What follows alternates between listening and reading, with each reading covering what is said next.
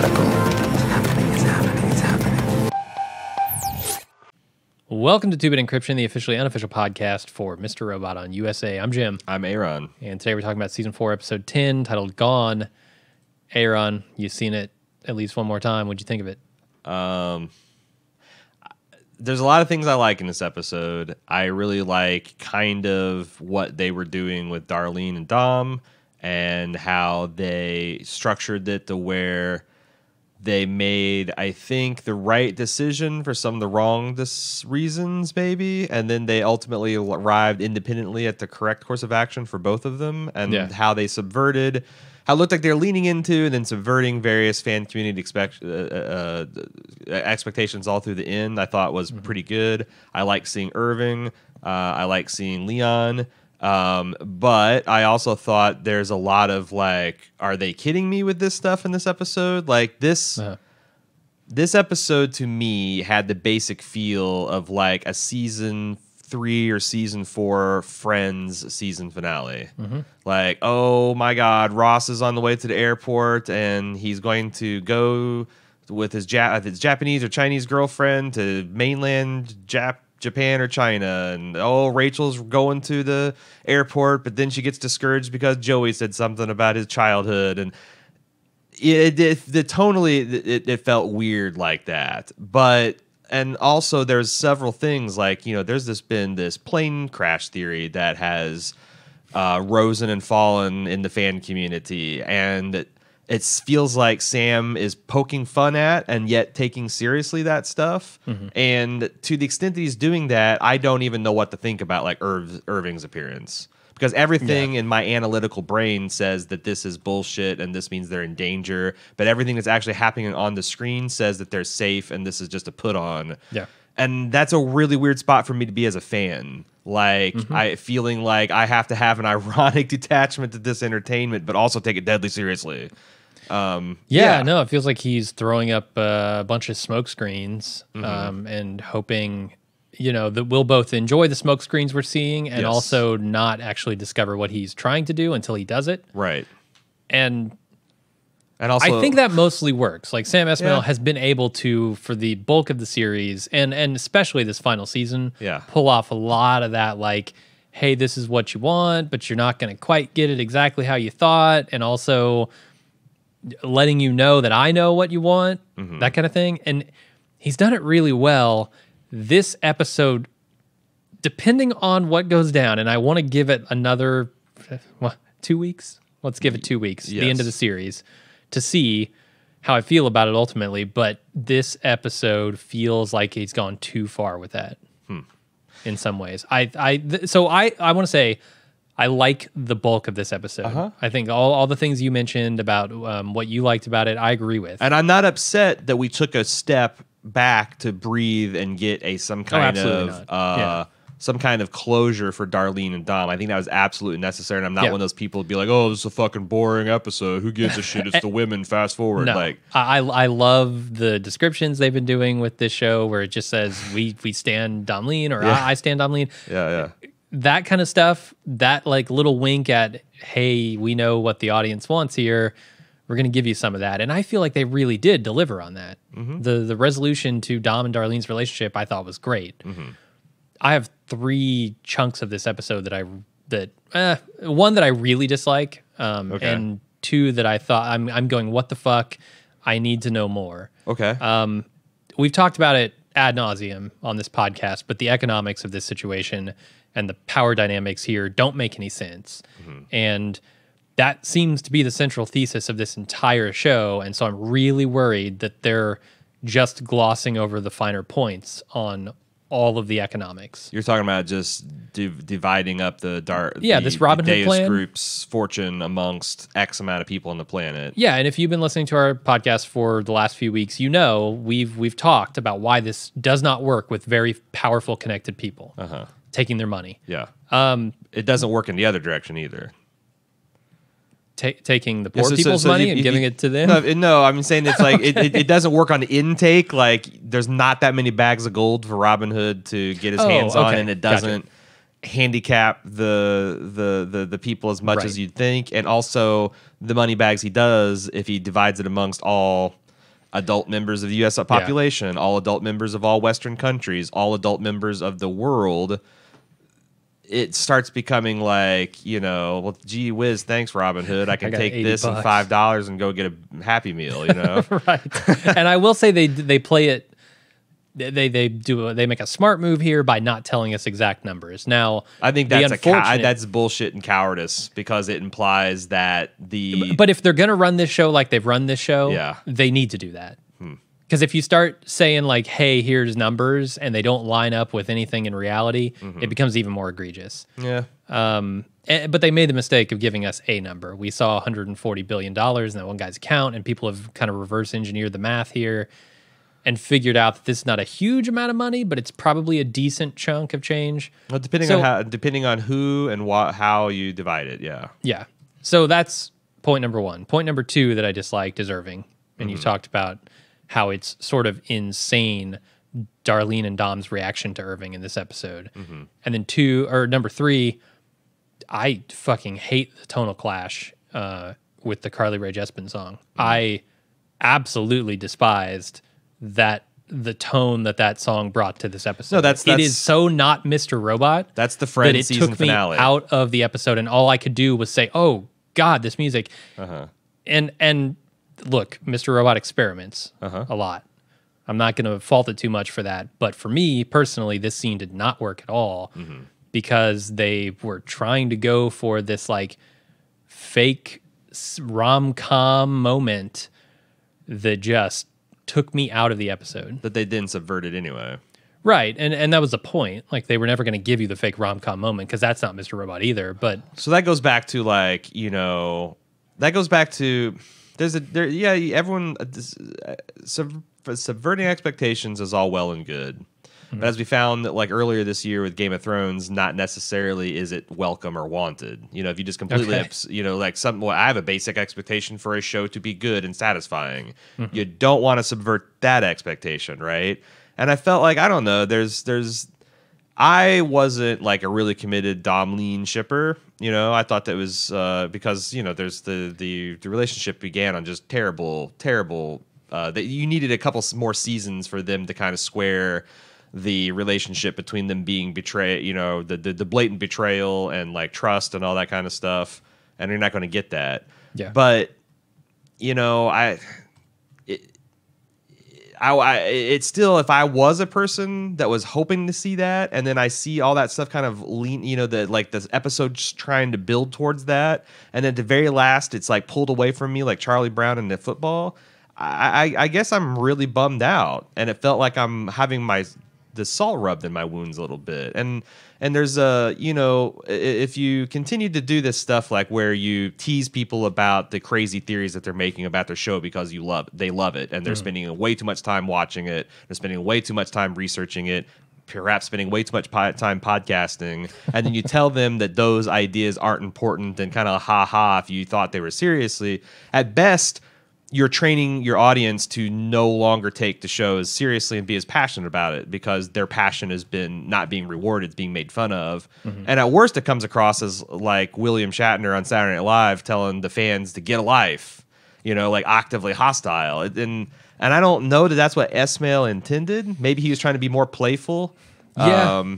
But yeah, that's what I would think. And I think that's why there's so many people that like the theory crafting going on about like, well, what does it mean when Irv showed up, and why would the Dark Army do that? That's so crazy. But like, well, White Rose just shot the most powerful CEO in the middle of the street on Christmas, so like they're just wilding out, they're going crazy, and like they're like turning themselves to try to figure out like fucking Tyrell's gonna come back and Dom's gonna die in a plane crash, except for it's meant for Dom, and it's like, I don't know, man. I feel like it's not going to be anywhere near that cool or glorious or wild or crazy.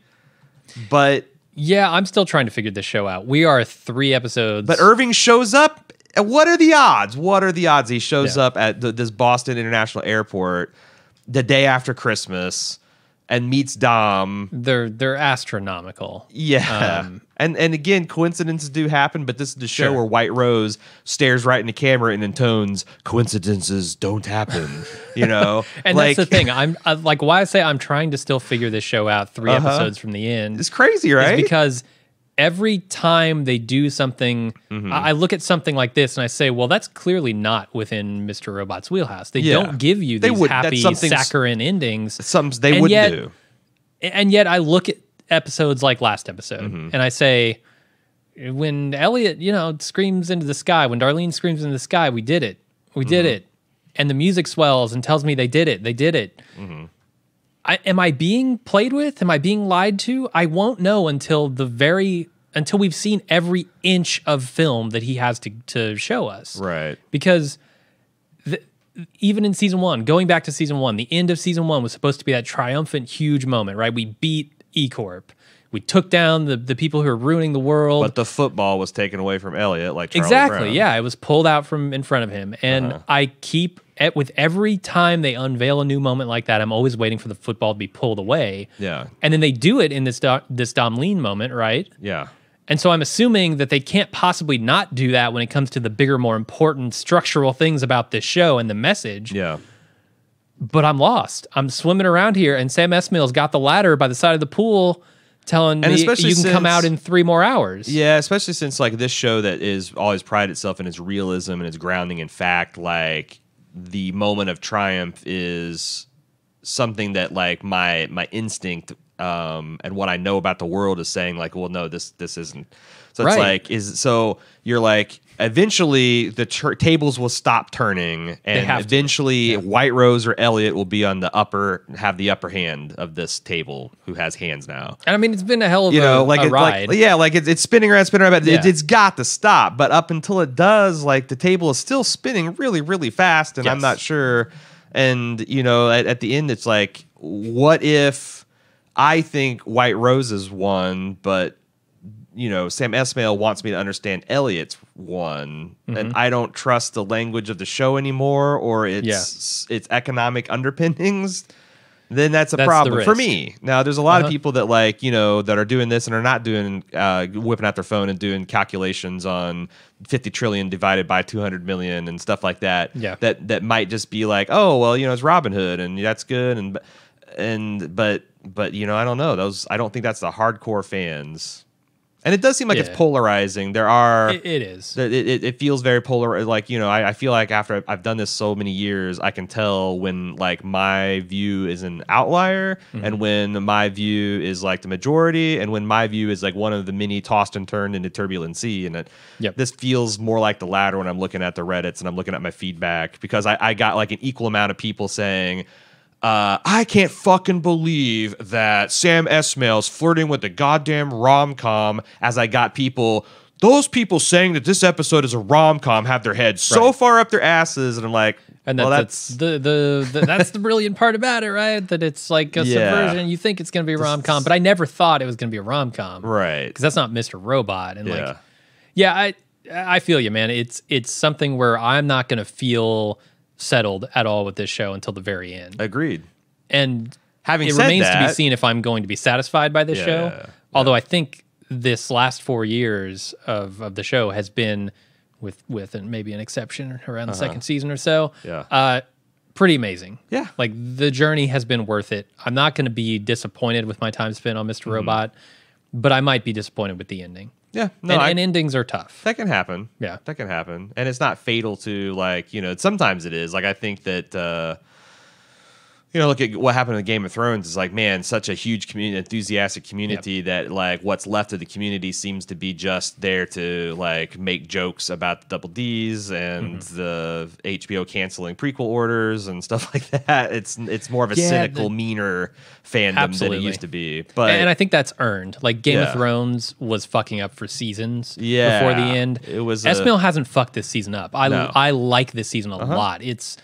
It's one of the best Mr. Robot seasons. Probably, if not best, it's top 2. And I even think this episode had some amazing stuff. Like I really liked Darlene's kind of like self-care over a panic attack. I like how they had this really brilliant structure for these women's relationship, to where what I think they portrayed is they arrived at their correct conclusion for themselves in a situation where, you know, they both thought the other had kind of given up. Yeah. And I think I don't know, because it's or they made the right decision for the wrong reasons, and then the universe immediately, at least in the case of Dom, blessed her decision by giving her first night of sleep, and Right. I don't know however many years she said. I just think of the Rolling Stones song. You know, you can't always get what you want. Sometimes you get what you need. Yeah. And I think that's exactly what happened to both of them. Yeah. This episode. That'd been and it was satisfying. Yeah, it was very satisfying. Yeah. But it's just like still Irving is what, and some of the things like Dom, like Yeah. Dom playing like she's just shell shocked, bewildered through, and also she's just less than 24 hours recovered from a stab wound and surgery. Yeah. Like, you know, I'm not even, people just want to say that I'm nitpicking. Like, I'm really letting a lot of stuff slide. Absolutely. This is like major structural things, which I guarantee you stab me in the lungs, I'm not coming back the next day to do a podcast. I'm not running 60 gates to do it for damn definitely sure. not. Up a set of stairs. I'm not shoving enormous dressers in front of my door. Yeah, shit like that, which I don't care. That's fine, whatever. People recover quickly. Look at Elliott. He got hit by a fucking car, dropped off 2 cliffs, and he's basically fine. I'm okay with that. Yeah. But that's because he's actually a robot, Jim. I don't know if you saw that theory. Okay, let's get into the recap. We've talked please. a lot about this episode already. So let's start it. Dom is recovering in a hospital bed as she realizes who White Rose is thanks to a news broadcast. The doctors tell Dom she can't leave soon, and her family is in a safe house, but she can't see them because they don't trust her. Dom demands to be discharged against the advice of her doctor, and they let her go. She can't take a cab home thanks to the anesthesia, so the nurse calls a social worker to take her home. And you see that the doxing of Deus is making news all over the place. They're trying to fight it with sort of claims of fake news and like all these security outlets that are probably under their thumb. Caution and believing, right? Like unverified. Take fucking Gideon and E Corp. If E Corp came to him and said, "Hey, we got this big scandal. We just got doxed," and they go to Gideon and they say, "We want you to deny that this is actually true or question the validity of these documents publicly," he would fucking do it in a heartbeat. Yeah. And he'd also ask him if he wanted him to wax her car afterwards. Right. Yeah. So you got to imagine, like, this is not legitimate security concerns about the authenticity of these documents. It's more it's the money and the power behind that them. is having their leashes yanked by their overlords. And this is a detail I really liked about the realities of that situation. Right? Yeah. You don't just dox somebody and suddenly they get taken down. Yeah. There's a struggle. And I think there's also something Kafka-esque about juxtaposing that with like the struggle as an individual person that has liberty to leave a hospital. You know, like how this is all very much for your benefit and your concern, and you know, just to help you out, but also fuck you, and I'm a burly guy and I'm going to push you in this chair, and if you hassle me, I'm going to get security, and it's going to be a bit Yeah. They really set a tone for Dom in this episode with this first scene. I mean, the closing and opening doors over and over again at the end of this scene. Yeah, how absurd is it? She's parked out there, like not in, not out. The fucking robot door doesn't know what to do with her. How grating all of it is, and her numbness. Like you feel all of it. Yeah, and they brilliant. did a great job. Again, they didn't take they didn't take the episode off from a filmmaking standpoint. No, hell no. Okay, Dom gets home. She medicates. She prepares a sandwich, and then Darlene shows up. By the way, yeah, casually grabbing a handful of Percocets and downing them. The rest of this episode, she would have, I guaranteed, gotten a good night's sleep, and I don't think she makes it through the car ride. Yeah, like holy shit! Have they ever hinted that she has a problem? I can't. I thought she was pretty straight laced. There was a theory that like maybe. Those suckers that she was always sucking on were like some kind of Molly sucker. Do you remember that? Like some kind of like was this a Lolita thing? What's going on here? I just remember that being like the suckers is that people were speculating that was some kind of drug or some kind of thing. And I'm like, I thought she was pretty straight laced. Like just getting a handful of Percocets and gulp, you're gonna be out. You're gonna be out. You're gonna be out like a light. Yeah, so Darlene shows up and tries to convince her to leave, but she wants to see this investigation through so that she can see her family again and apologize to them. They kind of go around in circles here. They argue a lot about where she's safest, where any of them could be safe. Dom claims that she's not alone here and she'll be fine, and she's got Alexa, and Darlene smashes it on the ground and says, basically, you're living in a fantasy world, and demands that she come with her. And that works, apparently. You had to kill her friend, and you kill the only friend. Who's more evil, Janice or Darlene for smashing Alexa, her only friend? Did we actually see Darlene kill a person? Alexa. Oh, I'm sorry. Did we actually see Janice kill somebody? That's why I was juxtaposing. No, but she was going to kill her family. Well, it's all hypothetical. We don't know if she would have gone through with it. One of them did kill. She might have been all bark, no bite. Friend. Might have been all bark, no bite. All stuffer. What do you call that? All taxidermist, no hunter. Yeah. Yep. Okay. All taxi, no hunty. There's a couple ominous, weird things in this scene. Number one, do people actually make grilled cheese with mayonnaise? Yes. Apparently that is a thing because it has a higher smoke point, and so it doesn't burn your bread as fast. It crisps it. I don't know. I've never tried it, but I've always used butter, and I never had I might try. It's a lazy. It sounds like it's being built as a lazy person's butter because you can just you get a higher threshold for burning. Although she manages to burn the fuck out of this grilled cheese. I anyway. thought so too. She's like, it's been a long. You know how long it's been since you've had a good grilled cheese sandwich. I'm like, honey, you still haven't had a good grilled cheese sandwich. What the fuck, man? It's the little victories though, like the fact that she did actually come home and make this. You know, it's weird because grilled cheese self-care I feel like is really hot right now. Like it was just like a pivotal moment of the season, of the mid-season finale of BoJack Horseman. Like what? Is that the new like comfort food? Yeah, I've been really into grilled cheese this year too. It's like it's quick, it's easy, but it's surprisingly good. It pairs well with soup. I don't know. Yeah. So at what point do we want to talk about the plane theory?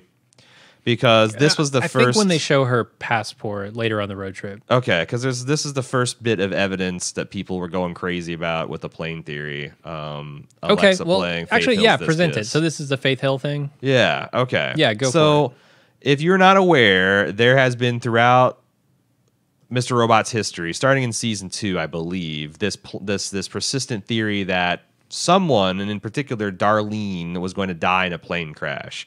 And the evidence was thus. White Rose had confessed to killing the previous CEO of E-Corp by a faked plane crash. There's multiple sequences of planes and plane crash imagery. Darlene stood beneath a model of a plane. I think it might have even been a clock that was on the wall of an apartment. She cried in front of a framed picture of a World War II bomber. She had a poster in her room of Patsy Cline, who died at the age of 30 of a plane crash. One of Trenton's brothers had a model airplane, a toy airplane that he was running around in the foreground making like airplane noises with while Trenton was arguing with her mom and Darlene was sitting on the couch, and he made sputtering engine and then plane crash noises right in front of Darlene. These are things that happened in season 2 and 3. Darlene and Cisco talked about going to Budapest and flying there, and that's when people started saying like, oh my God, this is foreshadowing. And, you know, things kind of like died down. Because it didn't seem like anything. Until like last episode, I think there was a plane in the sky when Darlene looks up at the billboard. Yes, and people were like, the plane theory's back on the menu, and then this is just nothing but red meat because, as we're going to point out, the obscene coincidence of Irv showing up at this airport. Yeah, we'll get there. And there's also some more stuff around that Patsy Cline theory. A little more info when we get to the scene with Dom's ID. Well, because I'm about to do the Faith Hill the Faith Hill connection. So the ID that she has, this Jackie Doublehorn fake identity on her passport. The passport was issued on March 5th or 6th. I can't remember. And this kind of intersects with another popular off by one theory that we've talked about a lot this season. Right. So Patsy Cline's plane went down on March 5th, like 1930 or something, whenever the fuck she died.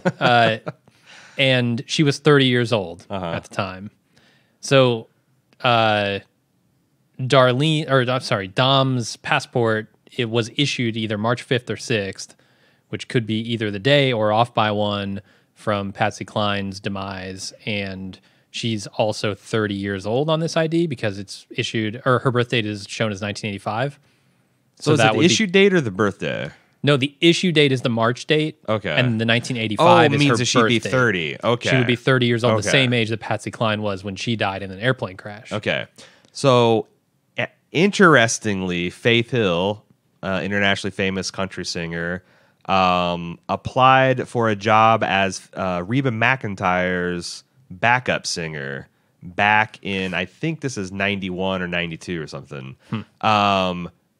And she missed the job.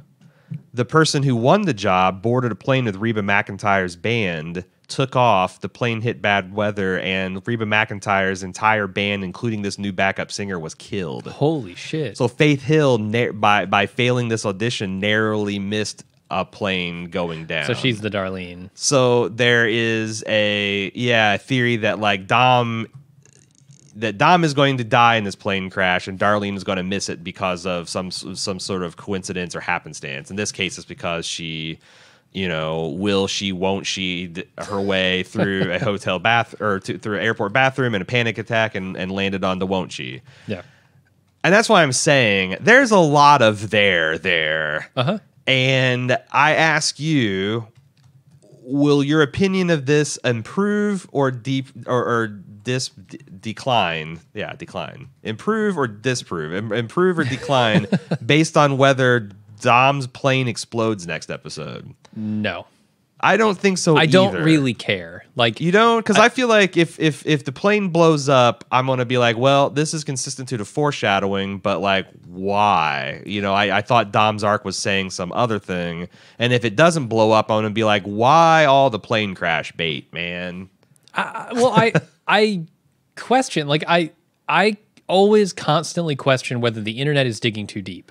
Sure, yeah. Because the coincidences are there to be found with everything. If you But look those hard enough. dates- Like your numerology shit, Yeah, like your yeah. off by one theories might Yeah. come to nothing. Sure. And then where does that leave you? Like disappointed? No, I'm not going to be disappointed by that. I know, but I think that's because I've made a conscious decision as of like a season and a half ago to stop taking these conspiracy theories too seriously because I'm like, everything that Sam Esmail was saying was like, it's not going to be like this. And the fulfillments we saw of like the Back to the Future stuff was hinting towards the reset of the show to a season one rather than like a literal time travel thing. And I think all this White Rose stuff is going to work out. But I think there's a lot of people, maybe this is their first rodeo on a mystery box show, that are going whole hog into that. And the show seems designed to reward that kind of behavior. Yeah. And I don't know how I'd feel if I was that type of fan at the end of all this, if the planes don't explode and if White Rose doesn't step out of a fucking DeLorean. I don't know. Yeah, I feel like if you're he's super setting up invested in those theories, I can feel you. there's lots of passionate fans that are marching towards that destination, and I'm scared for them because I think they're going to have a bumpier ride than Dom going down on her airplane to Budapest. It's like, 'cause you think she's not going down on the airplane? I think Sam's just fucking with the audience, and I think it's deliberate fucking, and that's what I'm really not sure about. I'm looking at this very much as a Schrodinger's cat thing. Like, it might be, it might not be, and I won't know until I open the box. And I'm not going to get all worked up about which it is. I just want to, in time, open the box, and we will. Like, but it's like, we have the impulse to fuck with our fans every once in a while. Like during the silent episode, we literally considered for a couple of minutes releasing a podcast that was exactly as long as the episode of just like our theme music and then silence, and like that would be funny, right? Like, but I think they'd be in on that joke. Yeah, but still, it'd be like, I could see people being annoyed because why did I download a 50 megabyte thing? I used up my data, blah, blah. Only the Australians would be annoyed. Sure, but like I could see like a lot of people being upset because, yes, even though they're in a joke, they didn't come to be joked. They came for a fucking entertaining podcast. So we never do that. And it's wild that someone with this high profile would, if that's what he's doing. But he's definitely doing some of that. Yeah. There's no doubt about it. Yeah. He's winking at all of us. Yeah. But I might be I also might too. be overacting. Maybe there's fans out there that like being teased and scared. Like it's like going to a haunted house. That's the thing. I look back at Lost. Fucking with them. Lost was my first rodeo with a mystery box show. Like X-Files was mine. And so I got really into podcasts. I was Sure. listening to Jay and Jack's podcast every single week and theorizing along with the rest of them, posting in the forums, making art for it. Like I was doing all the shit that I see people doing on Reddit, which is cool. And in the end, I don't regret the journey. Like I really still treasure my time with that show. Sure. It's just it didn't turn out the way I wanted it to. Yes. And but I don't really I try not to let that color my entire relationship with the show. Yeah. Like, yeah, I'm not going to go back and watch that show again because I've been there and done that and it won't be as good. Well, I But, think like, that's the wisdom that comes with media consuming age is that I've been through several puzzle boxes and I've seen ones that are intensely rewarding and I've seen ones that were a tease and collapse upon their weight. And I start to feel like, okay, when something feels like this, it's starting to feel like Lost. It's starting to feel like X-Files. When something feels like this, it's starting to feel like, okay, this is more like, season 1 of Westworld. This is more like, I'm trying to think of successful puzzle boxes. It's a lot harder to think of those. True Detective is kind of one. The True first season. Detective, but a lot of its puzzle box stuff was just like accidental or like taken way too seriously. Some of the Fargos, I know there's certainly been ones that pay off. I mean, fucking The Watchmen right now. I think we are seeing a successful one unfold. And Mr. Robot's like always walking that line between, oh yes, my time and attention to this show's mysteries is paying off to like drink more Ovaltine. Yeah, I feel like that's just part of Sam Esmail's experimental nature. Yeah. Like he's going for something that not a lot of people are willing to go for in television. And I respect that. Will I enjoy the final result? I don't know yet. Yeah. Yeah, really if he wants to climb on the fan base and goad him with the Spurs and ride around for 8 seconds, and I guess we'll see how that will go. Yeah, but I mean, between this and Homecoming, I'm still on board. Even if he colossally fucks up the end of this, and I think nothing rings true, I'm still on board for his next show. He's in the Noah Hawley camp of like, I'm definitely in for whatever he does next because it's original and fascinating, even if it sometimes gets a little too out there, a little bit too pretentious, a little bit. Because I can say the same things about Noah Hawley. I haven't seen Lucy in the Sky with Diamonds, but holy shit, that film got savaged. And Fargo, like I've had my problems with some of the seasons of Fargo and Legion while being a treat. Yeah. So anyway, this isn't the Noah Hawley show. This is me saying that, yes, I agree with you on that Sam Esmail. And I'm a guy who hated season 2. I despise season 2. I would never go rewatch season 2 unless it was in service of some kind of theory crafting. But like, even that large chunk of this show being disappointing to me does not take away from the highlights. So, okay, let's move on. We're at a motel. Elliott goes over the thumb drive that Philip gave him. We don't really get any info on it. Then Darlene and Dom show up, and Elliott breaks the news that he's not going to escape with him. He's got stuff to do in Washington Township. Darlene's fine with that and says she's done. And then Darlene also says the money is ready to go out now that it is untraceable. Been run through a bunch of crypto tumblers and shell accounts. And she asks Elliott one more time if he wants to go with him, but he's not done himself. And he doesn't want to do the honors of distributing this money. He wants to give that to her because she helped a lot with the hack in the end. Turns out she's like kind of the one who got it done. Who ran into the end zone. She got 99 of it done. Elliott just brought the one. Though it's a big one, but still just the one. I will never get tired of seeing Elliott's little kitten smile that he does. You know that thing where he's got a closed mouth smile, and it looks like a living ooh-woo emoji. I don't know how he does it. It's like fucking adorable. Just his face. Yeah. Yeah, so that was, and I don't know how many of those we'll get to see from here on out. It's because I think we got a little of a smile last episode, but man, it's been pretty gloomy this season. How deep did you dig on the road trips of the Alderson family? I did not dig very deep at all. Okay. I remember the fictional one that the Alf episode. Yeah. Because in this scene, Darlene claims that she's never been on a road trip. Elliott claims the same. And we had some information about an Alderson family road trip, an annual Alderson family road trip in that episode. And that turns out to probably be false. Like not actually a thing they did. And I don't know how important that is to the overall understanding of Elliott's mental state, because at this point we know so much more about it. You can't trust the Alf episode to be an honest narrator, right? A reliable, then I don't know what the fuck you're doing. Yeah, come on, Sam. Come on. And now Irv shows up, suspension, the disbelief failed. The other part of that road trip conversation, the Sour Patch Kids, is actually kind of interesting. It's a callback to, I want to say it's season 3, when Angela's holed up in her apartment, Ellie goes to see her, and they have this conversation through the door where they reminisce about this wishing game they used to play, things they wish for, and one of those things was going on a road trip, and he talked about how they would need to get a bunch of Sour Patch Kids, which is kind of a cool callback. Yeah. So despite not having ever gone on a road trip himself, Elliott knows what's up with road trips. He's been planning. Stop at the gas station. Gotta get caffeine. Load up on a bunch of bullshit foods. Yep. My go-to is usually combos. I'm a fan. I like combos. I like combos. I like peanut M&Ms. Okay. That's my go-to road trip fuel. All right. What's your feeling, both as a passenger on this road trip and also as the one who would be doing the eating of beef jerky? If he ate beef jerky, would I not like it? Yeah, I mean, just because I like to eat beef jerky on road trips. I think beef jerky's fine. But it really stinks up a car. Does it? I've not noticed that.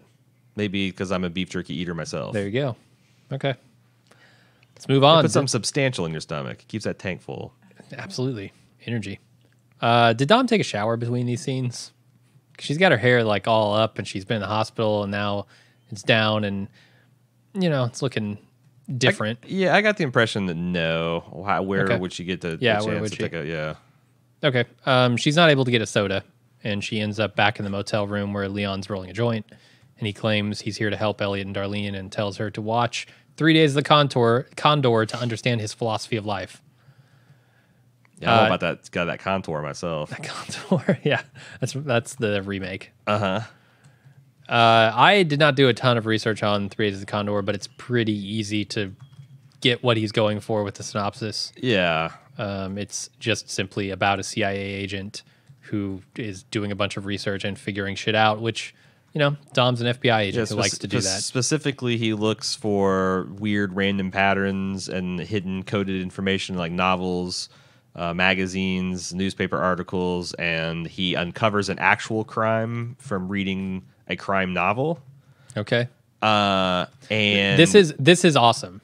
Okay, so, this ties into the episode so heavily. And this is why people are poring over the excerpt from Irving's book that you can get on his fake publisher website. And this is why people are capturing the brief frames of the synopsis of the book and trying to make out what blurry words say, because they think this is now the key, because they said the thing that says this thing is the key. Yeah.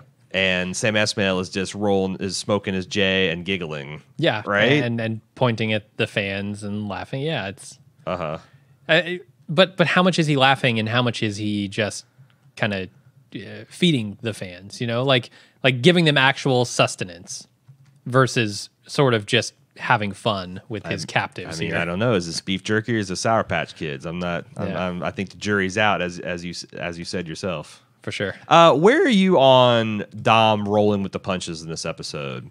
Because,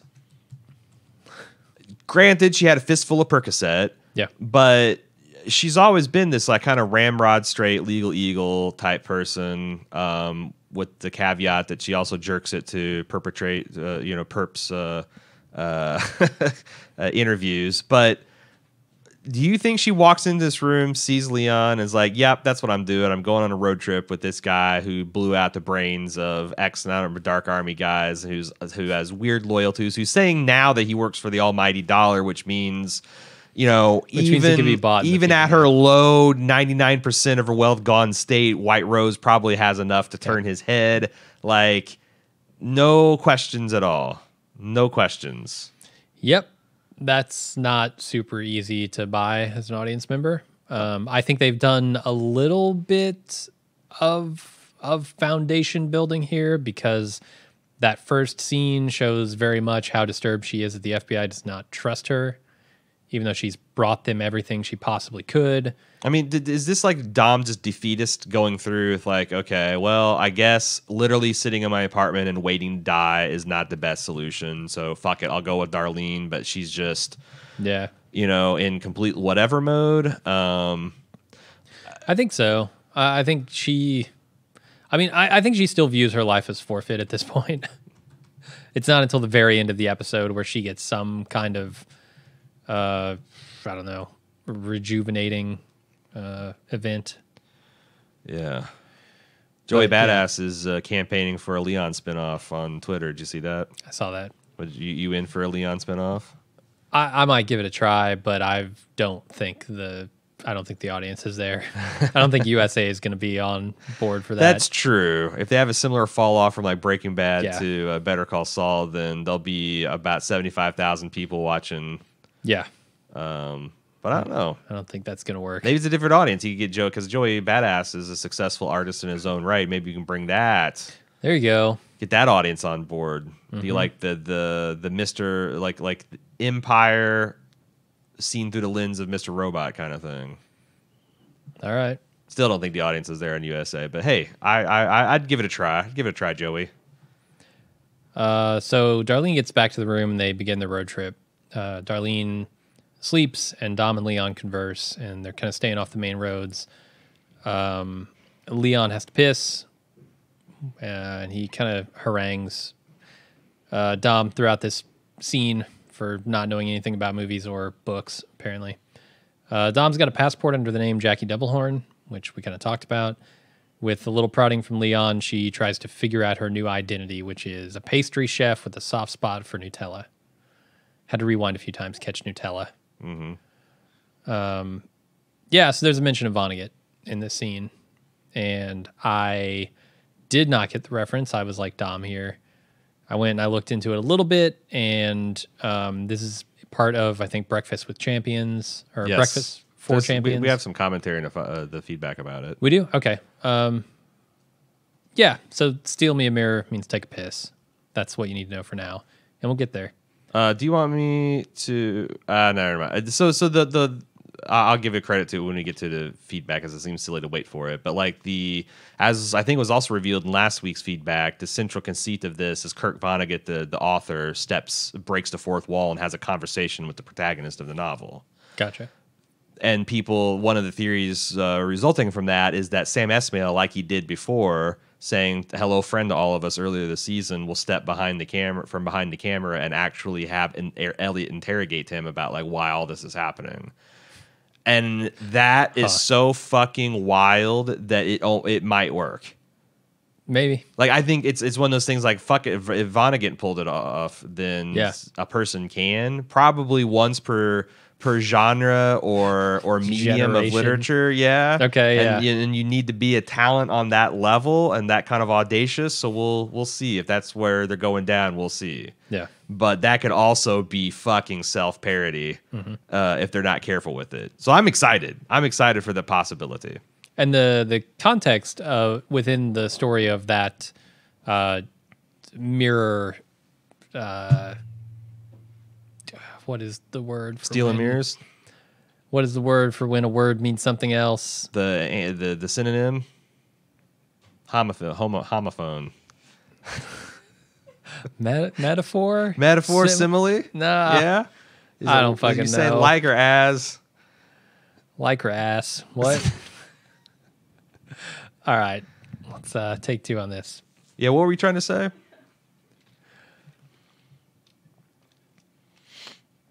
So the context around the idea of the mirror being the piss is that in the story, the character calls mirrors leaks because he thinks that they are sort of connection points between dimensions. They're leaks into another dimension. And so he says, steal me a mirror instead of... Take me a leak. Take a leak, yeah. Gotcha. What do you think Leon's real name is? Because we learn a few things about Leon. A, Leon isn't his real name. He's very into Vonnegut, and he's also a Code Red guy in the scene. I think his name is Leo. Oh Jesus! The worst false name ever, pseudonym ever. Yeah, he saw Leon the Professional and said, that's the kind of guy I want to be. I've seen some bad pseudonyms in my day, but that might take the cake. Actually, Leon the Professional, it's funny you mentioned that because I think that is what they're going for with him. Yeah, I think so too, probably. It's the first thing I think when I think of assassins for hire. I mean, Leon's right up there. Yeah, absolutely. And I was looking around on Reddit this morning, like, I don't know, 20 minutes before this podcast, and I saw somebody had posted a picture of him sitting on the car when he was out in the desert with Mobley and Trenton. Oh, yeah? And he was wearing the same style of glasses that Leon the Professional wears throughout that movie. Gotcha. So they're definitely leaning into that with him. Very cool. So we go to the rest stop, which is one of the nicest rest stops I've ever seen. Normally it's just like a patch of dirt with a fucking park bench. Yeah? I've seen some nice rest the ones stops I've seen in my area in my time. This one's paved. It's got a fucking park. Especially like ones that are just crossing the border of a state. I feel like the states like to flex. You This is go right from at Georgia a dam, to too. Florida, and like Florida's rolling out the gators and the orange juice, and you go from Florida to Georgia, and Georgia's like, oh yeah, well, how about pecans? We got pecans. What's that's some peaches? Right. Fuck your oranges. We got peaches, and they got like they get elaborate. They get elaborate when you go from state to state. Or when you stop next to a dam, I guess. Not so much in the Midwest because you roll from one state to the other. It's just kind of like meh. Yeah, you're lucky to get a sign. Yeah. So they're at this rest stop. Darlene tries to sort of savor this moment that she transfers all the money from their Deus heist back to the people. Dom is kind of like getting in the way of that, and she has to calm her down. And she convinces Dom that this Robin Hood thing is Robin Hood's a good guy. And she celebrates by screaming into the air like a lunatic. Mm-hmm. But everyone is kind of celebrating, so it's not really that weird. Yeah, they just assume that she got her payday. Yeah, and she really needed it. Much more than these other people. Everyone's attention snapped her and it's like, she got more money than us. Go grab her, tell her, tear her cell phone apart. Yeah, society descends into chaos as everyone now has something that they need to protect. Tell us how much money this could possibly be. All right. So I looked it up, and apparently the world's combined net worth is something around $250 trillion. When you say net worth, you're talking everything. All owned property, I'm all talking liquid the value assets, of everything that someone owns in the world, real property, and is $250 trillion. And that if you divide that evenly amongst almost 8 billion people, that's about $31,000 per person. Okay. Which is a decent chunk of change, but we know that's not going equation. To happen because that's literally all of the wealth in the world, and that's not liquid, etc. So let's say something. What is the number did you saw people throwing around? Because if you had 100 billion and you had 100 people in that'd be about 10 trillion. Yeah, so it was 140 billion that came out of that one guy's account. Mm-hmm. That was just one of 100. So we're extrapolating and saying average was 140, so it's 14 trillion. Okay. People have estimated much higher than that, and I don't exactly know why. It's hard to get it past that, honestly. I did numbers for 50 trillion. If you do 50 trillion across 8 billion, it's about 6,000 a piece. Across like all adult people in the United States, like 200 and some million people, it's about 250,000 per person. Yeah. But I don't know why you would limit this to just North America because, arguably it's weird because this is all. Well, go ahead and make your numbers point, and then let's talk about the other problems with it. Because I think you're going to come up with a kind of a more these are like generous best case estimates, the ones I was giving. I mean, the number I've seen thrown around from calculations that are largely agreed on is like 50 grand ish to each person. Yeah. Which is a number that I would look at and go, holy shit, that's awesome. But it's not a life changing amount of money. No, I don't think It just depends because, like, if it's across, because the number's that high, almost universally left off, like Africa, Asia, South America, and if you're Robin Hooding people and you're leaving off the most poorest and the most destitute, the ones most abused by this new world order, then you're doing it wrong. But like the other thing is like if you include those, the payout is smaller. Like I was seeing like $6,000 payouts, which like that's nice, but not life changing at all. But like At if least you're a to certain sub-Saharan people. African farmer, Yeah. you are fucking rich now. And I kind That's of like think 10 plus years of salary right there. Like, Yeah. if you're making $1 a day working every day a year. and the thing is like I think you could frame this as something like that, because if you could take the top 1% of the top 1% and make them destitute or as poor or just no better than anyone else and give their wealth across the world, that probably would change a lot of things. But the story they're telling is this, like these people in a fairly wealthy, advanced country being excited about getting, I don't know, maybe a year, maybe twice your year's pay, maybe half your year's pay, maybe a month's pay in your thing. Like it did feel, if you did the math for me anyway, kind of underwhelming. And I would love to know like what, because I think it's an act of cowardice not to put a number there, because depending on what number Sam would put there, I would either be like, well, why do you think this changes anything? And if you put the number very large, I'd be like, how did you arrive at this number? And I feel like not wanting to have that conversation. Again, like, what is the point of all this? Like, what is he advocating for? Because one of the things I think the right-wingers have a very strong case is, look, if you took all the world's billionaires, you put all their money in a big pile and you divide it up evenly amongst everybody, you would have a good time for a couple of months and then you run out of money, and then what the fuck are you going to do? Yeah, I don't think anybody's advocating for that. They're advocating for doing that every year. Right. But like, which that is potentially cause for a big change, but this is a one-time event. But that's what I'm saying, a one-time event. And like, even if you did it once a year, like the billionaires wouldn't have $1 billion the next year. That's what I'm saying. Like I think that's persuasive, because if that's why you're doing it, just to like hand it out to everybody and you're not trying to accomplish anything else, then like it seems like not a great way to do things. And I think that this is kind of highlights that talking point issue, because Sam just doesn't want to have that conversation. Right, and I think that's smart of him, because I don't think that this show is prepared to have that conversation. This show is very focused on what Elliott could reasonably get done as a hacker, and I don't think that eliminating all of the connections and all of the wealth of the top 1% is something that a single hacker could reasonably get done. Maybe. I mean, you're probably right. I just look at like how much ground like Watchmen has covered this season just on a complicated topic like race relations, and I think of like 4 seasons, you've got this passionate audience, undivided attention to talk about economic disparity.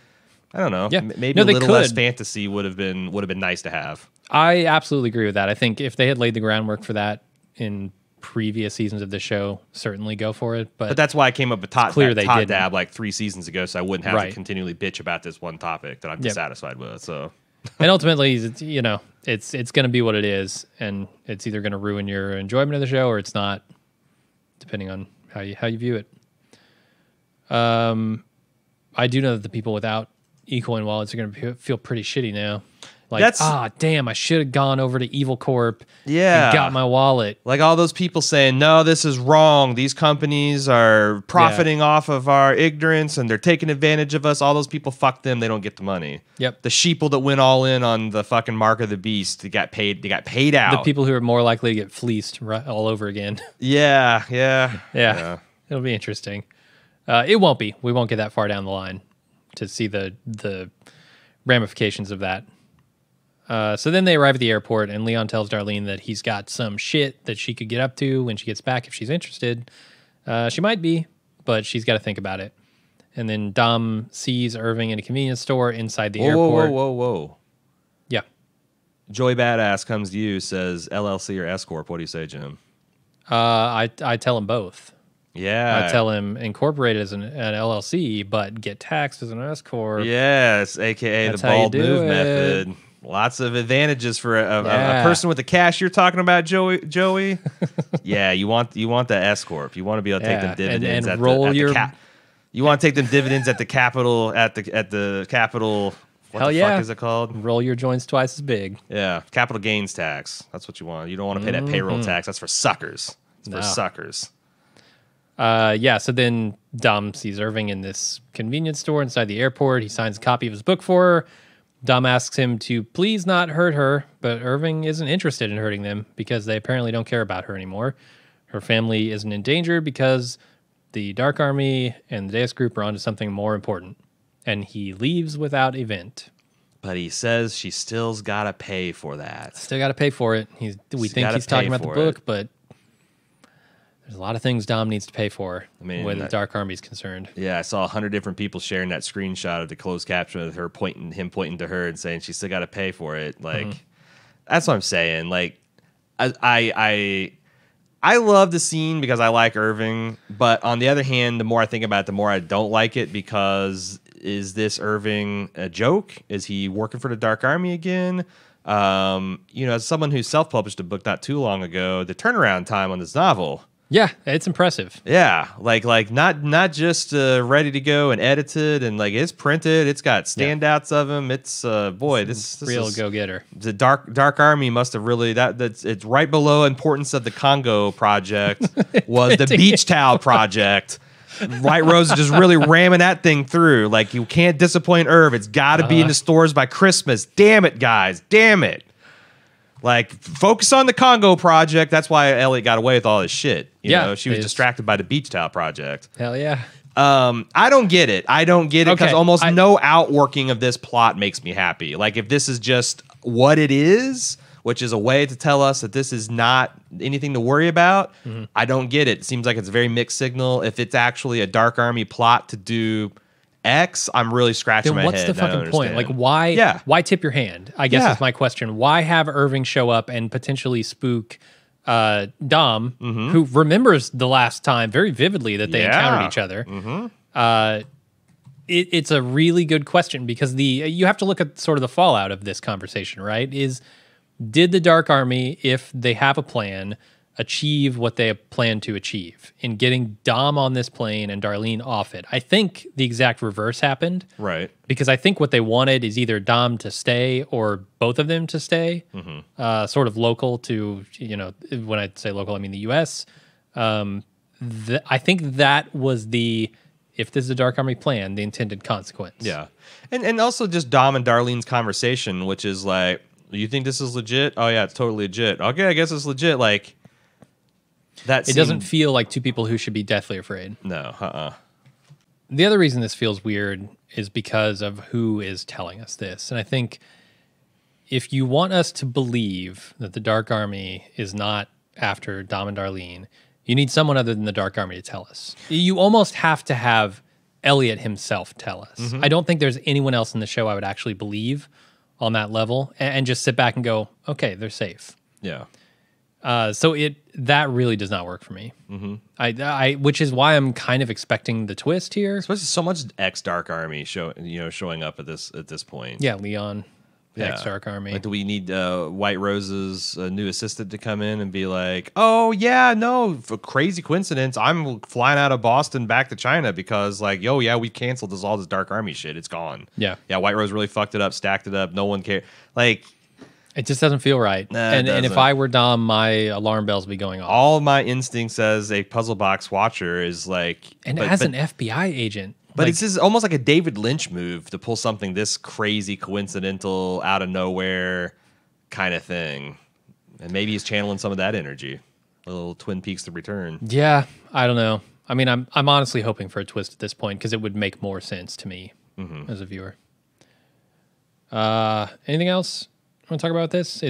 I guess it's just a lot of fan service in these couple of scenes. Yeah. Because the next one is Dom telling Darlene what Irving said, and it's a huge weight off her shoulders. Darlene still wants to go to Budapest, but she doesn't want to go by herself. Unfortunately, Dom has changed her mind about running away with her. She tries to convince Dom to let go of her old life, create a new one with her, but she can't. And then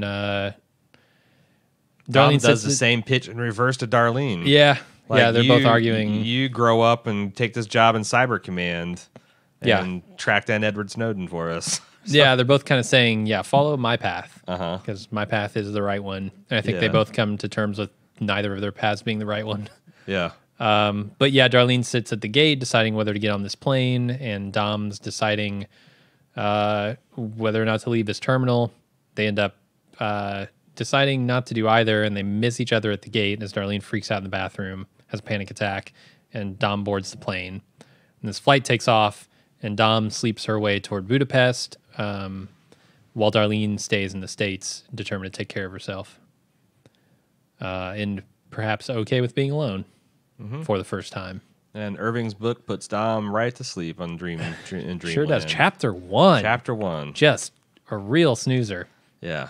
You really got to get to the end. It's a wow. Yeah, for sure. At least to chapter 12 where he strangles his mom. Do you think so? There's people going crazy thinking that episode 412 will have Elliott strangling his mom's psychic manifestation of his consciousness in the boardrooms, presumably. Okay. I was like, his mom's dead. What are you talking about? But that makes sense. that mom. That could be.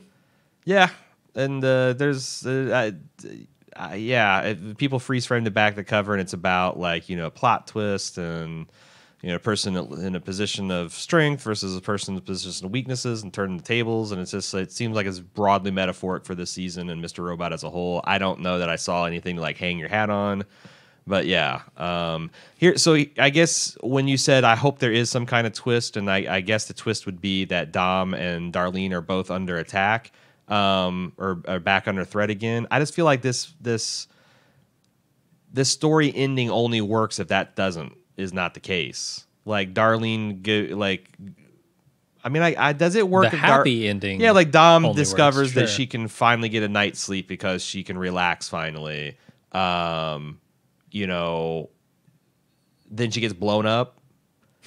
And Darlene decides that like, you know what, I can get through these panic attacks and I can calm myself and things won't be perfect going forward. Because I thought that was actually pretty nice. Like this is what, if you're recovering from some kind of mental or emotional problem, it doesn't look like you just don't suffer from the problem again. It's more of like, if you're prone to panic attacks, you'll probably always have panic attacks all your life.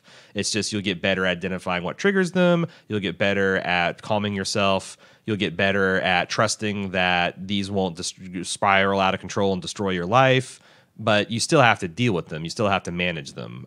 Same thing with depression. It's not like you're never going to get depressed again. It's not like you're going to have setbacks. It's just that those dark tunnels will get hopefully shorter and you get better at getting yourselves out of them, and you'll have a stronger support network that you build up in the good times, et cetera, et cetera. And I like that, but like if she has this nice moment of recovery and then walks out of airport and gets her brains blown out, then where does that character development go? I believe they call that bittersweet. Yeah.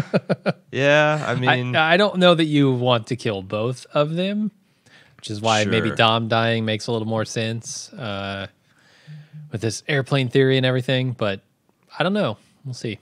Yeah. Well, how do you feel about this Carly Rae Jepsen song, which is extremely diversive? I thought that's divisive. Rather. That really plays itself into the Friends season 3 finale feel of it. Yeah. I didn't have any particular animus towards it because I don't think I have as big an axe to grind against pop music as you do. Yeah, that's the thing. I was looking at the scene. I'm going, okay, why did I not like this? But I'm totally okay with them taking an Alderson family road trip and an Alf-based Full House episode, right? Yeah. And I was really like trying to come to terms with the feelings on that. And I think it comes down to I just simply don't like this style of pop music. And I did not feel like this was within Mr. Robot's wheelhouse. They don't typically do this with music. Yeah. They do it with like cinematography and motifs and things like that.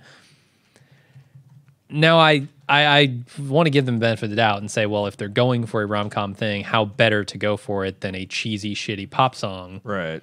Which, I don't know. Maybe it's not as shitty as I want to say. Like everybody seems to be converts to Carly Rae Jepsen now on the Reddit. People hate Carly Rae? Huh? Did people hate Carly? Just really? No. I'm just saying people who never listened to her music against her. Wasn't that Call Me Maybe?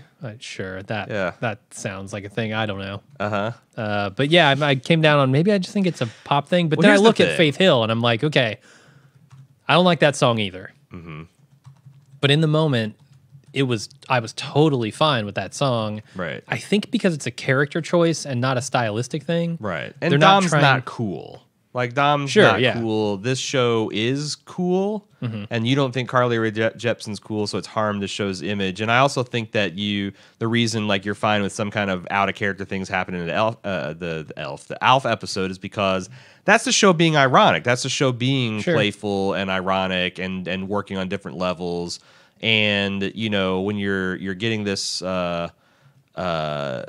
music that is the soundtrack of the actual episode, and it doesn't sound like Mr. Robot, and it doesn't fit your mold of what you think. It'd be like Neo showing up in a bow tie in the Matrix. Like, nothing intrinsically wrong with bow ties, his and maybe some people self-image can is pull it nothing off, like that. but like, why is he wearing the monk robes with the red Tucker Carlson bow tie? Like, I thought he was supposed to be cool, and not just cool, but a very particular kind of cool. And this show is a very particular kind of cool that maybe this pop portfolio doesn't fit into. I think certainly that's didn't for me. That's where the gears are grinding. Yeah. But I don't know.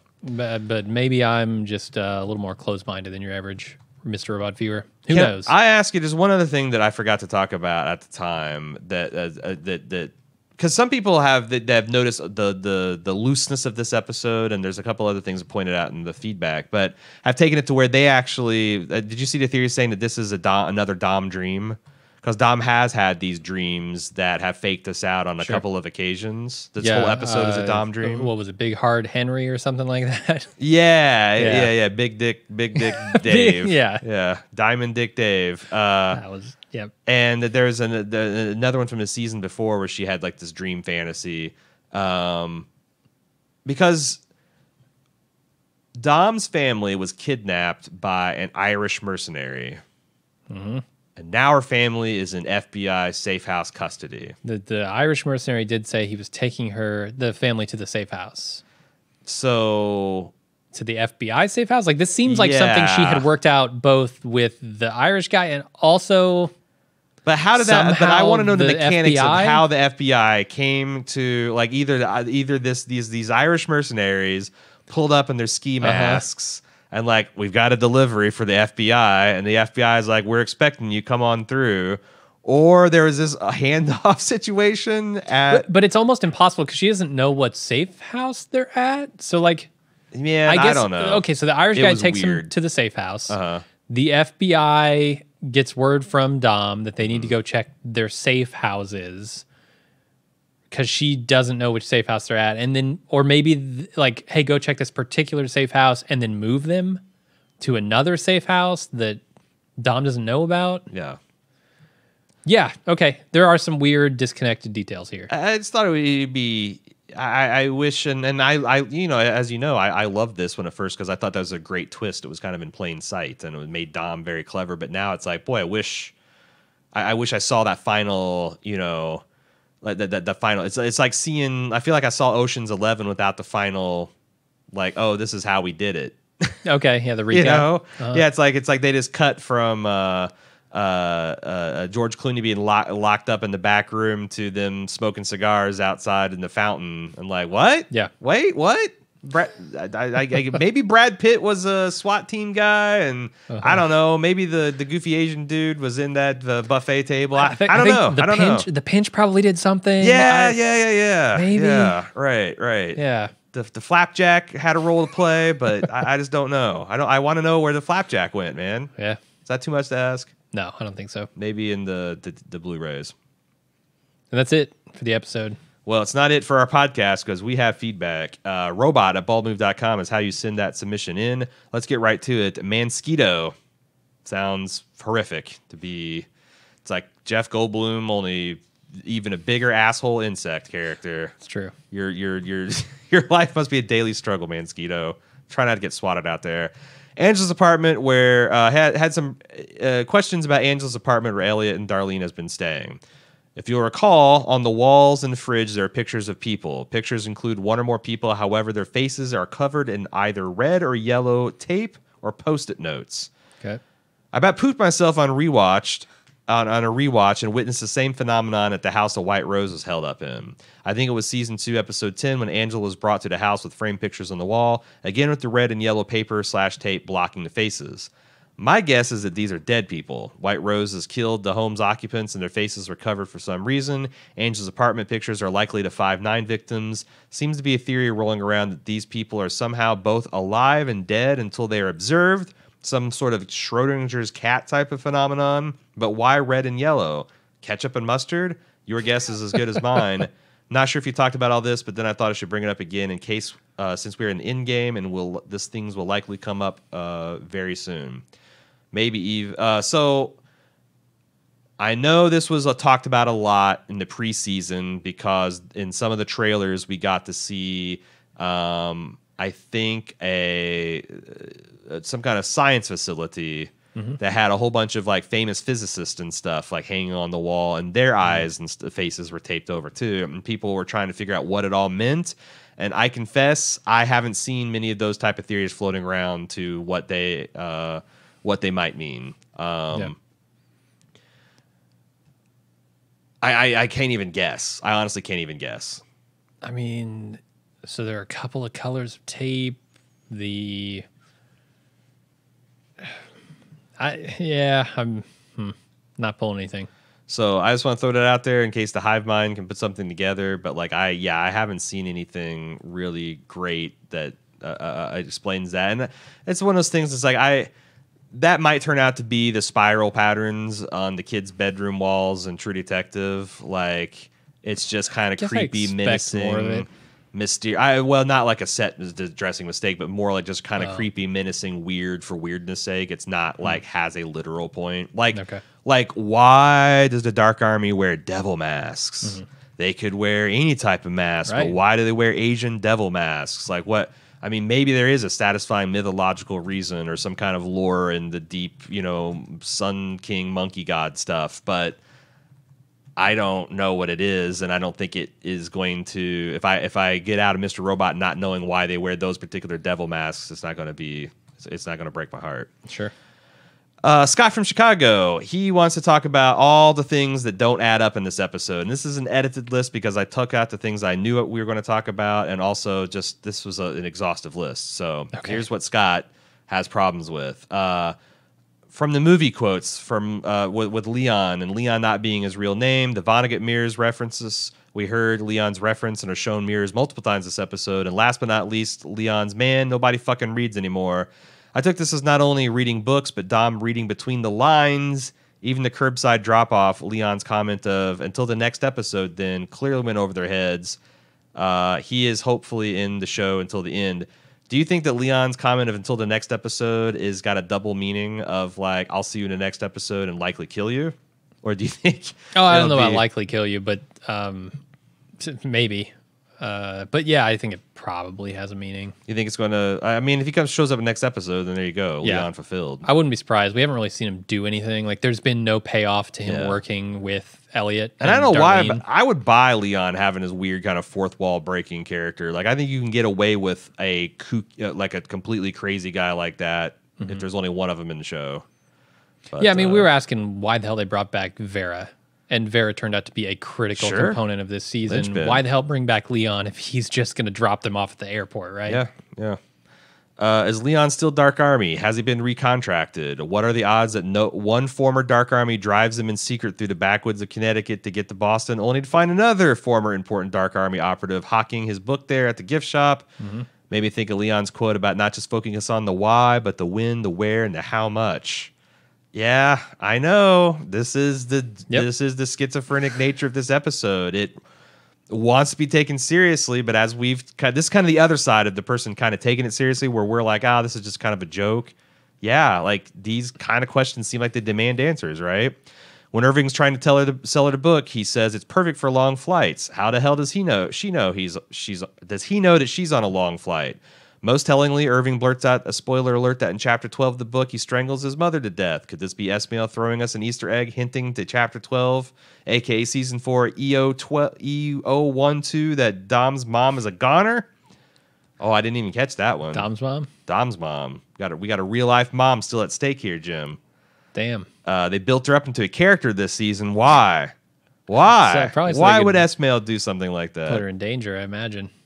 With all respect, when a used car salesman says, "Trust me, you should have your guard up," and Dom DePiro clearly does not. She wants a fairy tale ending so badly, seeing her family getting her job back and being with Darlene, that she fails to recognize that Irving's comment from the Dark Army, or that the Dark Army has skedaddled off to something more important, has to be true, and they're all safe now.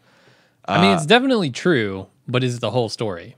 Like, I think the Dark Army is on to something more important, White Rose's project, and salvaging that. Yeah. But yeah, is the whole thing true, right? Yeah, they're gonna eventually they'll get caught up on their busy schedule, and oh look, here's a loose end. Could be. When Dom asks Irving what the Dark Army is doing now, he tells her, that I cannot tell you. The tone clearly indicated to me that he knows, but he cannot say, although I think Dom just maybe wants to believe that he doesn't know because he's not privy to that info. If you pause the show when it's on the back cover of the book jacket, it describes Beach Chow as this thrilling tale with a twist ending you won't forget. Hopefully this is an Easter egg from S-Mail about the fate of the Mr. Robot characters and how everything in the show will pan out. With 10 minutes left in the episode, we have Dom telling Darlene, all I know is we don't have to run anymore. And then, of course, 410 ends with the two of them literally running back and forth through Logan to and from the gate. Love the continuation, parenthetically, of the White Rose / Price time theme, although there is an error because the departure screen said the flight was leaving at 10:03 p.m., but Darlene's border pass showed 6:15 p.m., in addition to seat 23D, which could not have been the vacant middle seat next to Dom. Oh my God, she got on the wrong plane. I mean, they're going to blow up a different plane. She won't be on it. So time is definitely a thing in this show, but we also know that S-Mail occasionally fucks up. He fucked up the vintage of a wine bottle from earlier this season. So, like, is it that hard to coordinate all the dates and times as people are randomly walking by things and seeing news articles? It seems extremely difficult. Yeah. I never understand how they're able to manage it, honestly. Yeah.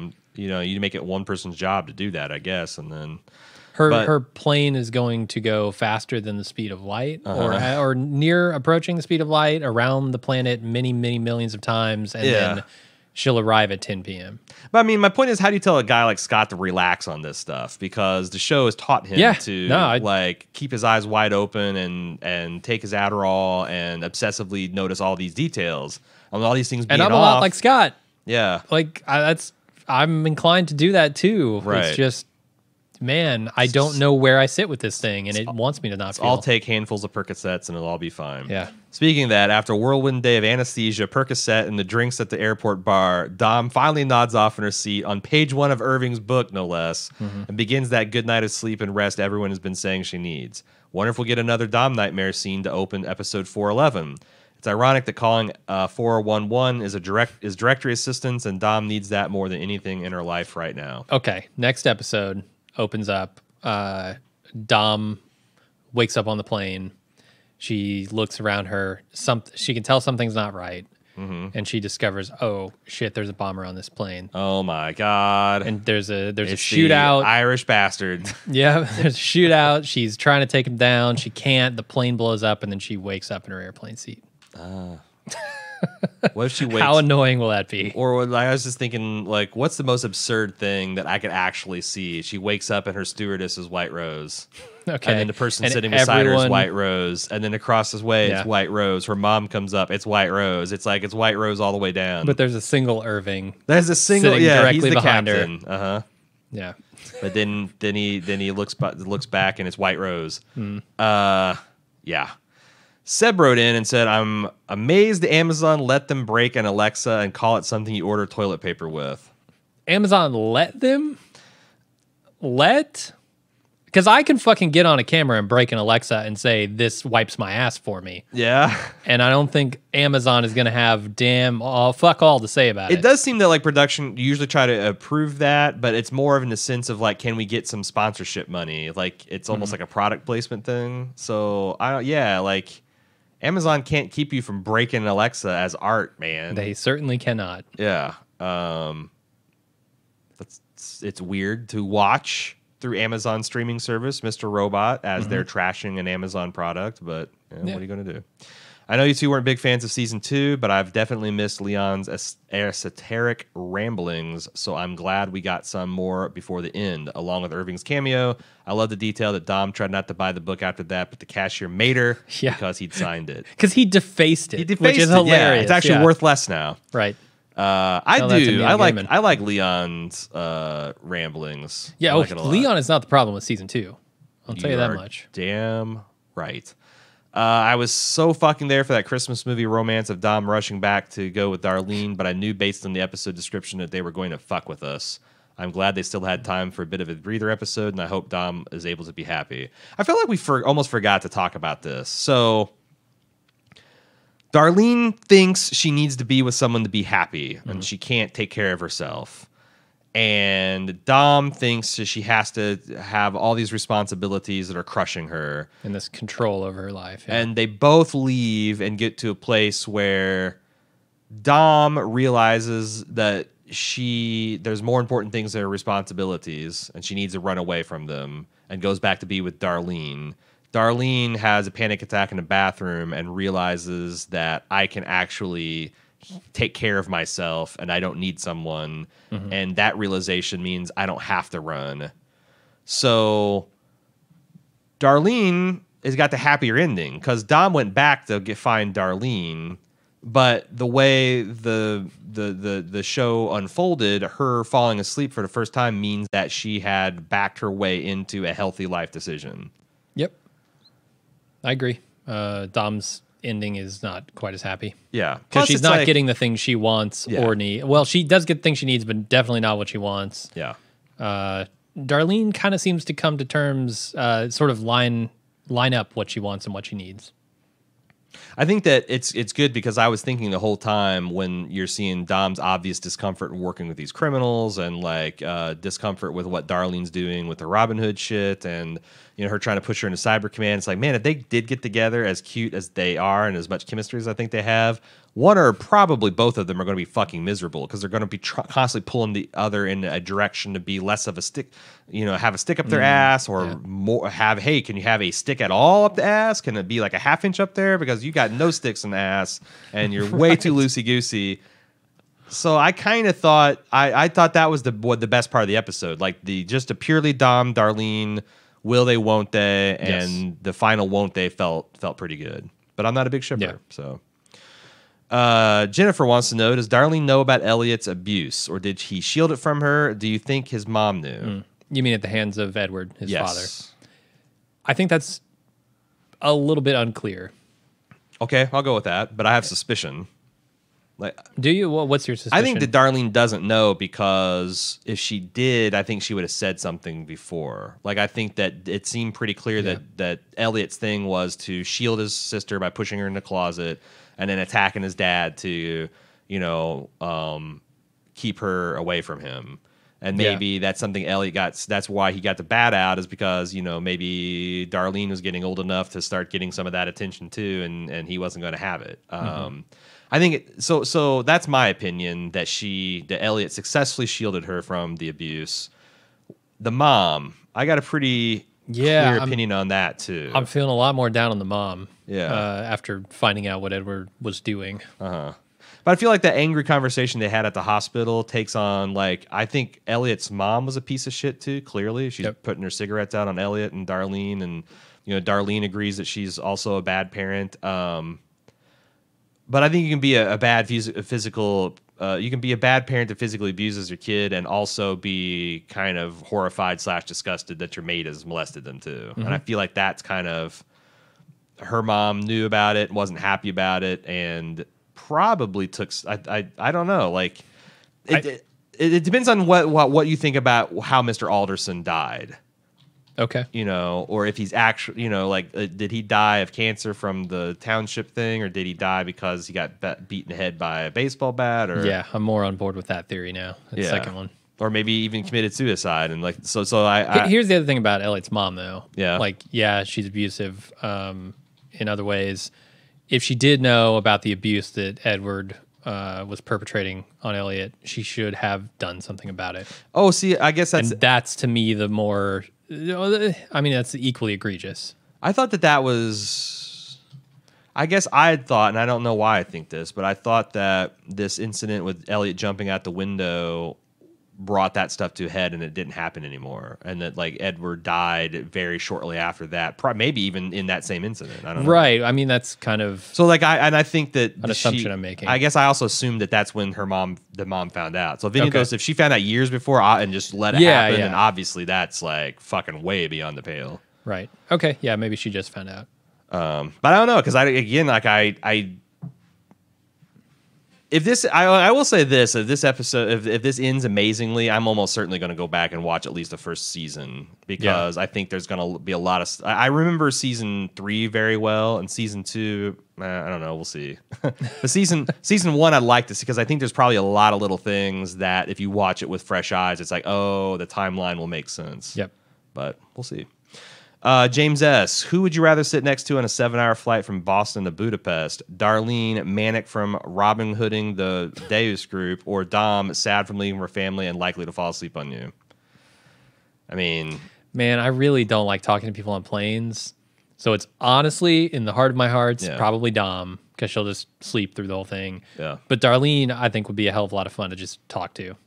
I go back and forth because, like, I've had enjoyed conversations I had with people on the plane. It's essentially I like talking to interesting people, but I don't like Darlene making is small. that. I don't like making small talk with uninteresting people. Yeah. And if I had like, if I had to choose right now, I'd probably go with the person most likely to fall asleep because I can just read a book or listen to a podcast. I can't make a person oblivious to social cues stop talking to me because God knows I've tried. I feel you. On an Indy to the Dallas flight once. Like, there's nothing I could make this dull motherfucker do. Like, I could pretend to read. I could put headphones in. He's still going to tug my arm and want to throw in another story. Jeez. Not enough Percocet in the world. Dan K. Stealing a mirror is a direct... Okay, so Dan K is the one that had the Breakfast of Champions quote. Yep. And he's the one wondering if Elliott is going to be able to have a chance to ask Sam Esmail, what the fuck, man? What the fuck? And I think we've already talked about that. That's either going to be the greatest mic drop in the golden age of the television that I can think of, or it's going to be we're all laughing at Sam Esmail, not with him. I don't see any... That's like, it feels like a binary thing. Like, it either works completely... Or like that working 95% is still going to be god awful. Okay, it has to work at 100%, or it's not going to work at all. Let me throw this out there: the Golden Globe nominations just happened. Rami Malek got nominated for a best actor in a TV series. Okay, in a drama. The show itself did not get nominated for best drama. So. To me, that says the submission here, or the thing that was most highly considered was probably his performance in like 407. Did they say what episode was submitted, or is that? I don't know. Because that's the thing with the Emmys. I don't know if that's the thing with Golden Globes. But that's what I'm getting at. Like, I would assume that it was probably his best performance was submitted in that episode, or if they view the whole season or whatever, which they probably don't. That's at least the episode they considered. Which tells me that maybe there isn't some mind-blowing TV landscape-altering thing at the end of this, or they probably would have considered that instead. Would they get to see that if it's not been aired yet, though? I assume so, yeah. See, I don't know. If it's going to air during the period of eligibility, I would think so. Huh. Yeah, I don't know if they have screeners. I don't know, because I don't put a lot of stock in these institutions getting it right. Oh, fuck no. No. Because there are a lot of people. We have an award show. We get it wrong. Everyone gets award shows wrong. Our award show is as stupid as any of them. Yeah. But I think that. Yeah, I know. I saw a lot of people being really upset about that on Reddit and elsewhere about Mr. Robot getting robbed. I'm just like, it's certainly not the best show that's ever been robbed of critical acclaim, and it won't be the last show that's ever been robbed of critical acclaim. So yeah. Welcome to the world of stupid award shows. And that is where we are at the end of this episode, at the end of this coverage of this week. We'll be back, of course, next week for it's not the penultimate, but it'll essentially be the penultimate, because the week after it'll be a special back-to-back airing from as far as I understand, of the final 2 episodes of Mr. Robot. It will be the last podcast that we do before we come back from Christmas break. So... It'll be the penultimate for us. Yeah, the plan is to do next week's podcast as normal. Yep. And then the ones that air right before Christmas, those 2 back-to-backs, we're going to come back the Monday following and cover those. Before like 2 days before New Year's Eve or whatever. Yeah, so it'll be like those. 3 or 4 days delayed from when you normally get it. But it's a supersized episode and it's over Christmas. What podcasting on Christmas Day was never going to happen. I got to get some information out of a woman I'm gonna have to go real dark for that. I got a hack to do. I'm going to plan on showing up on Christmas and recording, but I have a feeling that I'm going to get hijacked by some crazy taxidermist. She's going to make me listen to Dan Carlin podcast all day, and it just won't happen. I promised to drive a dirty Santa Claus home. Did you? Yeah. Well, that's nice. I bet he like volunteered to make sick children feel better. So he's doing good work. That's where we're at. That please send your feedback to robot@baldmove.com. We'll see you next Wednesday. Until then, I'm a.ron. And I'm Jim. See ya.